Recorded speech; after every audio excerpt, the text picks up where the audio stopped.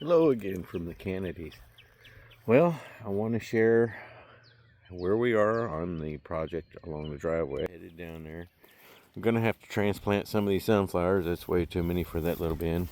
Big mullein plant. Got some stuff growing in the garden. Peek at the bees on the way down.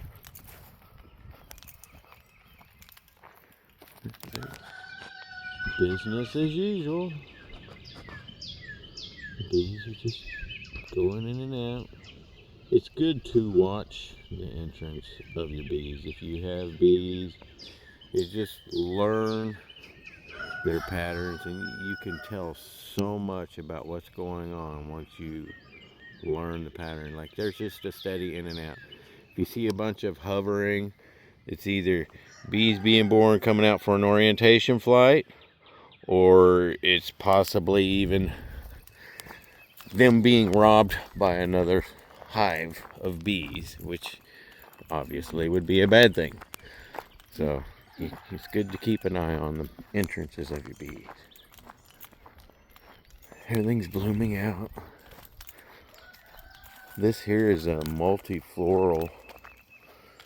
You can tell by the pinkish color.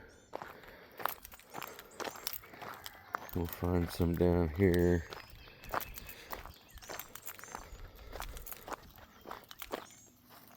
Notice this one doesn't have pink.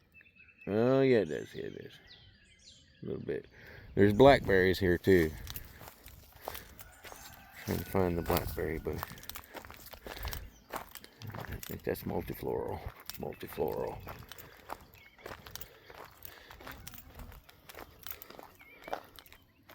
I've got blackberry bushes up top for sure. But yeah, there's all kinds of berries here. Can't wait to get to pick some.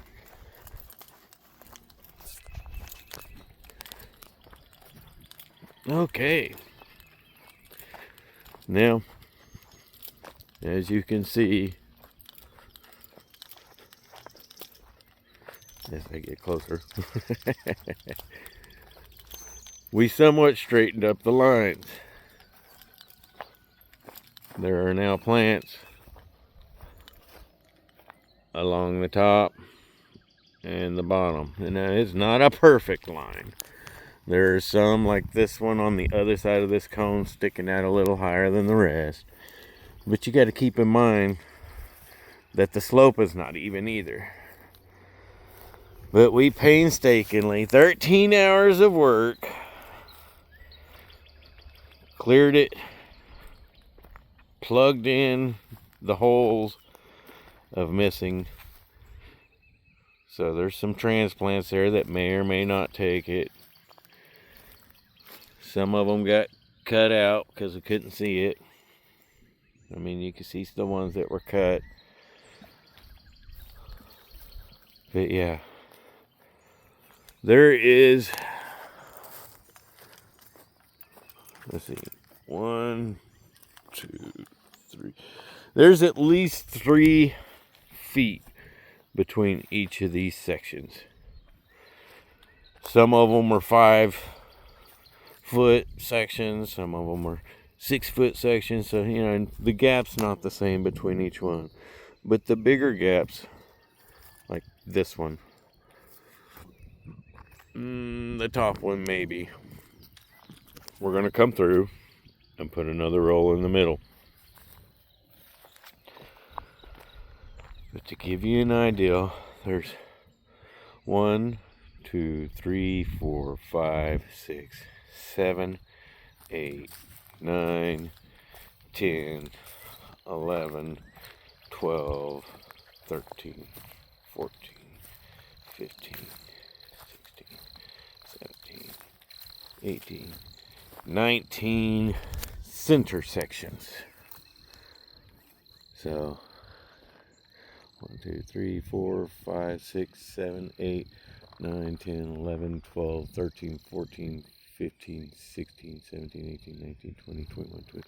Looks like 23 clusters of flowers, or rows of flowers.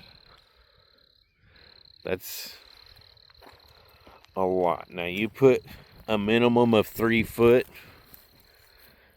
maximum of 6 foot. I don't think there's maybe a 4 foot. Let's see. Let me find the widest one. That one here is pretty wide. We'll go with this one. It is 1, 2, 3, 4, 5 foot. Okay, so this is a 5 foot gap, and it's probably the widest one. So you have between a 3 foot and a 5 foot gap with 23 sections. You do the math. Now I do need to add more mulch. I need to go through, and there's some grass clumps where you can see the grass clumps sticking up, or ones I missed. But after being covered in seed ticks and 13 hours of back-breaking work, we kind of just wanted to get the mulch down and be done. But yeah, I will have to go through and rake back the mulch and get a pickaxe to pick out the grass clumps that I missed, and then remulch it. But this is, I'm not going to say finished product, because it's a long way to go. It'll take years. But this is finished for the day product of what you seen yesterday. It looks a lot different to me. Hopefully it turns out in the end. All we can do is just keep plucking away at it. These irises are really pretty when they're all bloomed out. That one had 4 blooms. 1, 2, 3, 4. That's got 2 over there about to bloom. But yeah, the fun part is seeing how that's done when we get it finished completely with the extra mulch. I got a mulch down here. Excuse me. Need to get me a spoon of that garlic honey. Allergies are trying to pick up. Pollen is high today. Get me a spoon of honey, I won't have to worry about it. Armadillo's been digging. Gotta get this mulched. Gotta replant that. It died. The frost killed the plant that grows in the sink. It kind of vines down. I'm gonna get a new vine. Wife got her some more lilies because the squirrels dug up a lot of them. But there's some little ones popping up.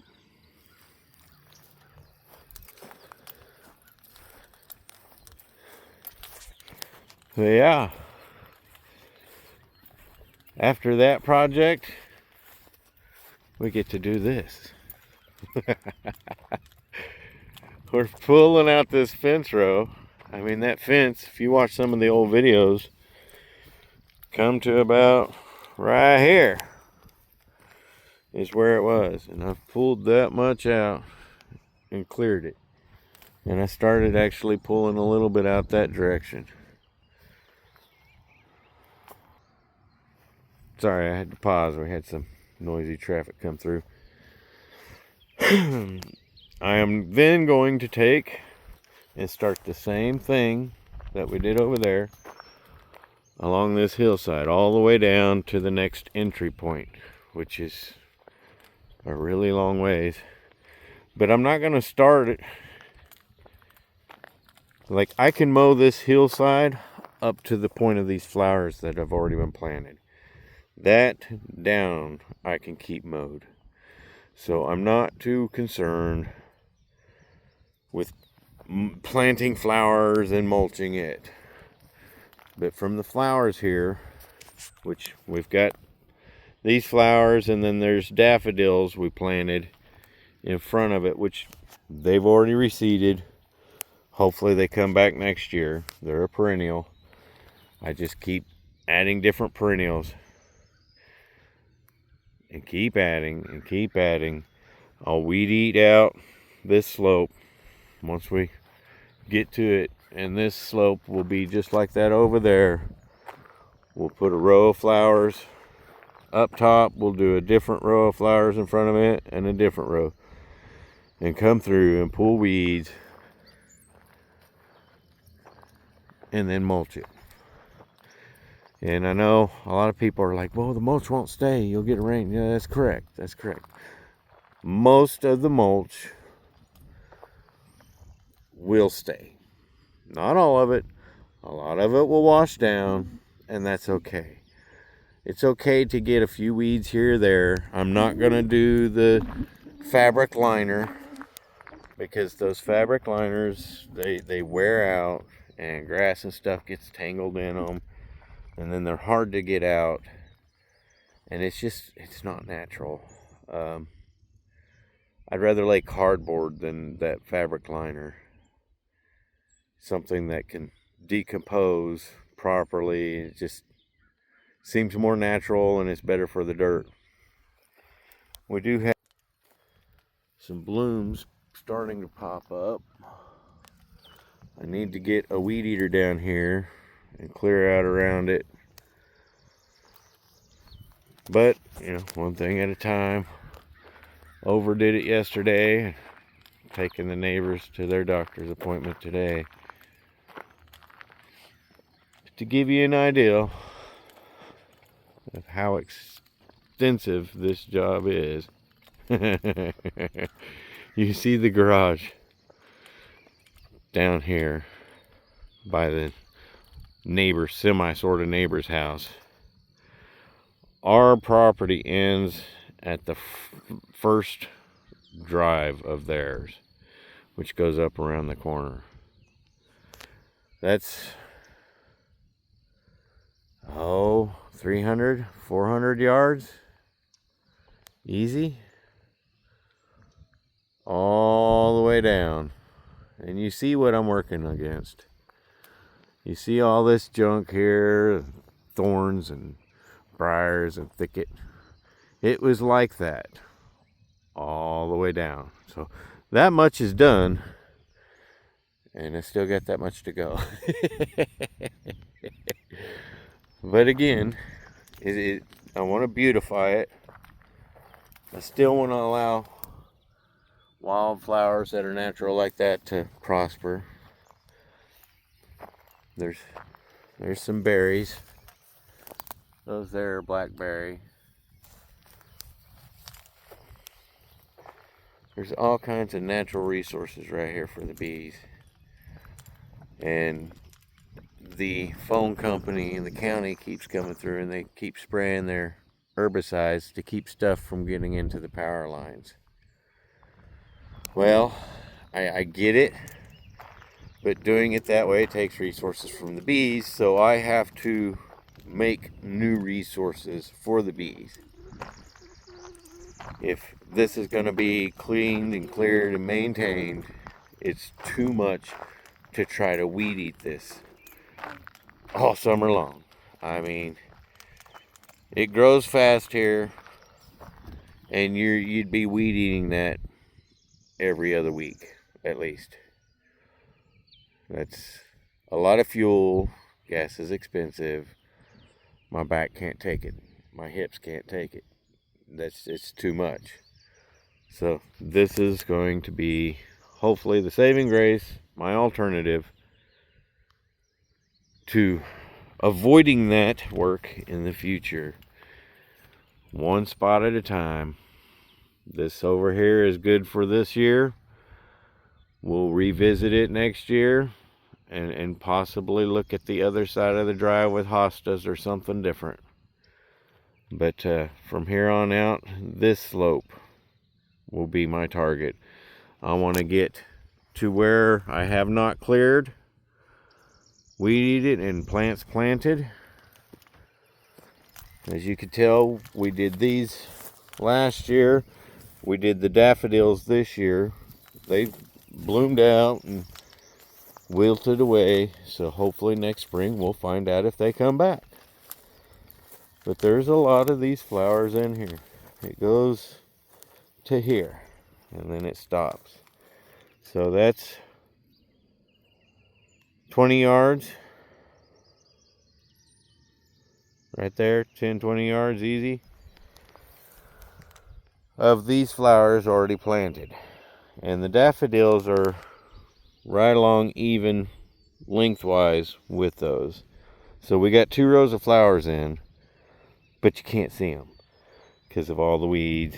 Well, I say weeds, but it's not necessarily weeds.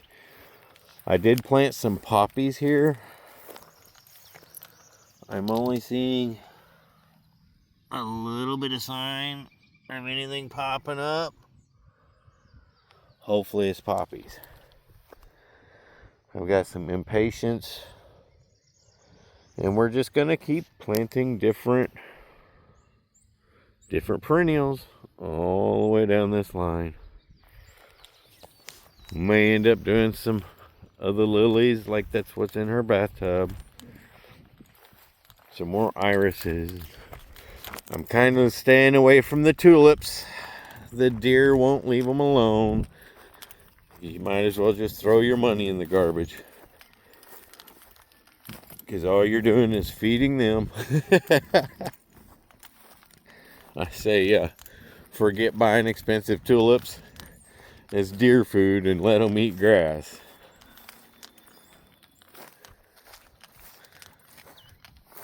Yeah, I just wanted to share the semi-finished project. And I know it looks like there's gaps, but the bulb is there. It's just been cut. There's another one.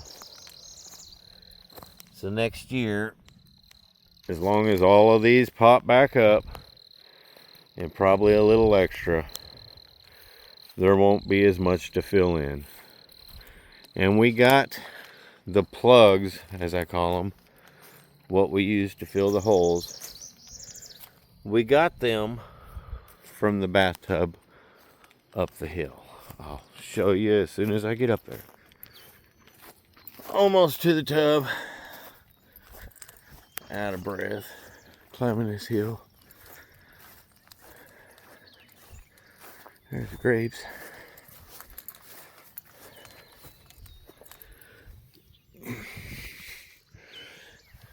It's already wrapped around the cattle panel.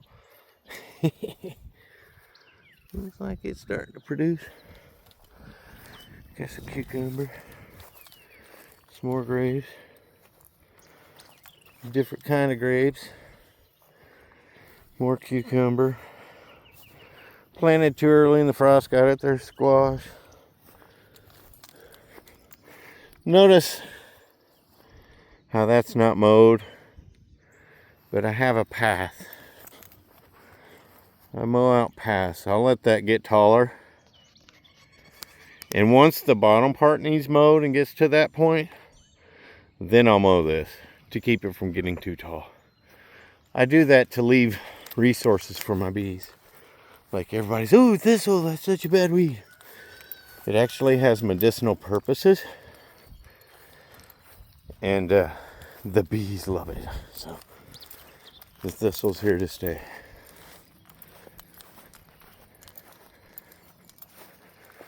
This here is where we transplanted from. Notice the empty dirt around the outer edge. That was really thick with the irises, and we thinned it out pretty significantly. Now, I don't remember what these are. They were some kind of flower. I'm waiting for them to bloom out. But we're going to thin it out and plant some of those up at the top of the hill down there too. I mean, you can see how far the road is.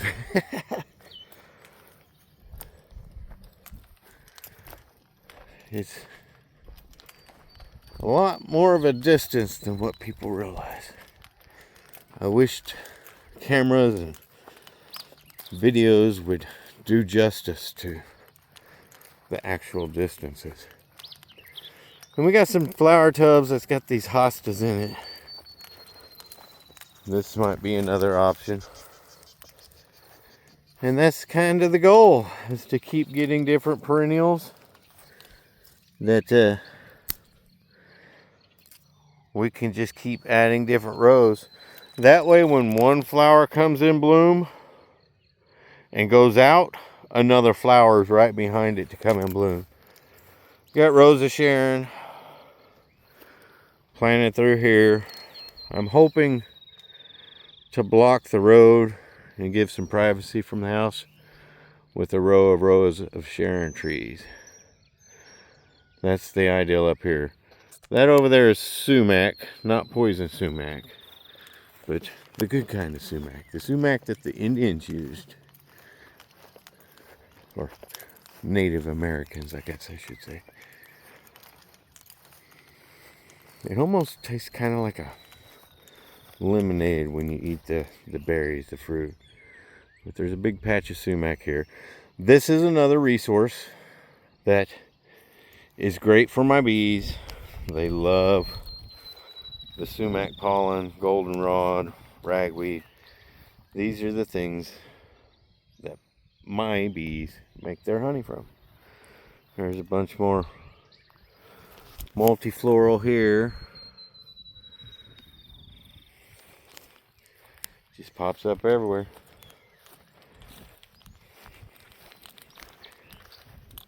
I need to clean up around these. There's, I don't know if that one made it.